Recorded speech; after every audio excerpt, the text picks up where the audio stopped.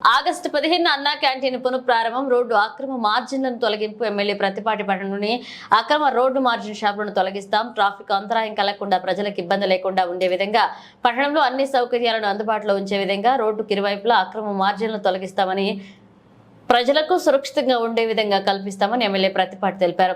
National highway ఇరువైపులా drainage మెరుగుపరుస్తాం. ఎంత వర్షం వచ్చినా వర్షపు నీరు నిల్వ ఉండకుండా ప్రజలు రోగాల బారిన పడకుండా ఎప్పటికప్పుడు అధికారులు పరిశీలిస్తూ శుభ్రపరిచే విధంగా ఈ రోజు పట్టణంలో పలు చోట్ల పరిశీలించడం జరిగింది. నేషనల్ హైవే వారితో కూడా మాట్లాడి స్పెషల్ డ్రైవ్ పెట్టిస్తామన్నారు.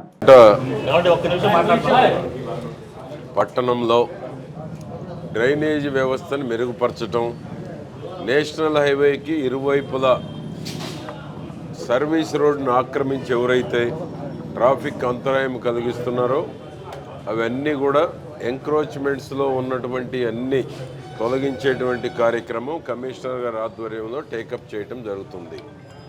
ట్రాఫిక్ అంతరాయం, ప్రజలకు అసౌకర్యం. డ్రైనేజ్ కూడా రెండు పక్కల పట్టణంలో వచ్చేటువంటి నీరు కానీ, నేషనల్ హైవే మీద వచ్చేటువంటి వాటర్ కానీ ఫుల్ ఫ్లెడ్జ్ డ్రైన్స్ నిర్మాణం చేసేటువంటి దానికి NHPD పార్వతీశం గారితో మాట్లాడటం జరిగింది. వాళ్ళు ఒక ఇంజనీర్ను పంపించి మన మున్సిపల్ కమిషనర్, మున్సిపల్ DE ఇద్దరు కలిసి ఎస్టిమేషన్స్ తయారు చేస్తారు.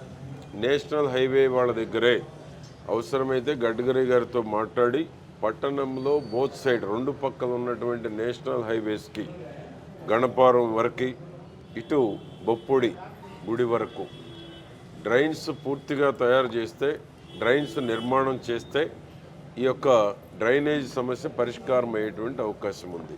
రెండు పక్కల పిచ్చి చెట్లు, పిచ్చి మొక్కలు ఉన్నాయి, మొత్తం క్లీన్ చేపిస్తారు. పాములు తిరుగుతూ ఉన్నాయి. ఇక్కడైతే సుబానీ నగర్లో రెండు పక్కల చెట్లు ఉంటాను, పాములు కూడా తిరుగుతూ ఉన్నాయి.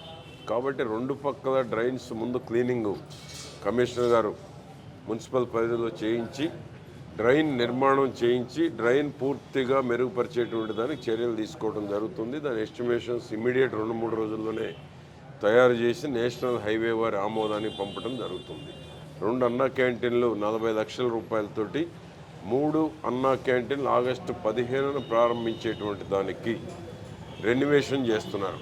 ఎక్కడ ఏదైతే డ్యామేజ్ చేశారో, గత పాలకులు ఏ విధంగానైతే అన్న క్యాంటీన్ని సర్వనాశనం చేశారో, పాడు పెట్టారు, అవన్నీ రెన్యువేషన్ 40 లక్షలు కేటాయించడం జరిగింది. ఆగస్టు 15న 3 అన్నా క్యాంటీన్లను కూడా రాష్ట్ర వ్యాప్తంగా 100 ప్రారంభిస్తూ ఉంటే చిలకలూరుపేటలో 3 ఆగస్టు 15న ప్రారంభించడం జరుగుతుంది.